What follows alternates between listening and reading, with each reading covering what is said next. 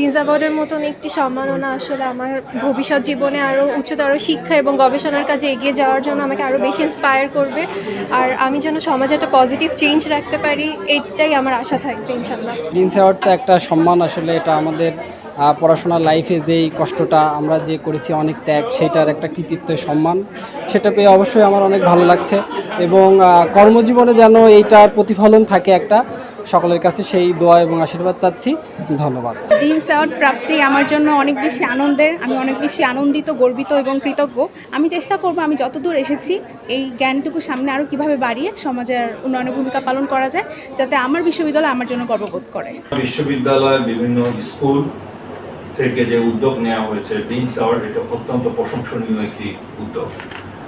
এটা হয়তো তৃতীয়বারের মতো করে এটা চালু করা হলো এবং সকল স্কুলেই বর্তমানে খুলনা বিশ্ববিদ্যালয়ের সকল স্কুল থেকে ডিনস অ্যাওয়ার্ড প্রদান করা হচ্ছে। ঢালাইয়ে দৃঢ়তা, নির্মাণে নিশ্চয়তা, প্রিমিয়ার সিমেন্ট, ঢালাইয়ের রাজা। বাংলাদেশের পাবলিক বিশ্ববিদ্যালয়গুলোর অধিকাংশ ক্ষেত্রে প্রান্তিক যে সমস্ত শিক্ষার্থী তাদের নিয়ে কাজ করে থাকেন এবং এটা গভর্নমেন্টের জন্য একটি অত্যন্ত, এটাকে আমাদের সোশ্যাল রেসপন্সিবিলিটি যদি বলি, সেরকম একটি জায়গা। বাংলাদেশে যে কয়েকটি পাবলিক বিশ্ববিদ্যালয় রয়েছে তার মধ্যে মেডিকেল এবং ইঞ্জিনিয়ারিং বিশ্ববিদ্যালয় বাদে অন্য সকল পাবলিক বিশ্ববিদ্যালয়ের মধ্যে পার স্টুডেন্ট বাজেট বরাদ্দ খুলনা বিশ্ববিদ্যালয়ের সর্বোচ্চ।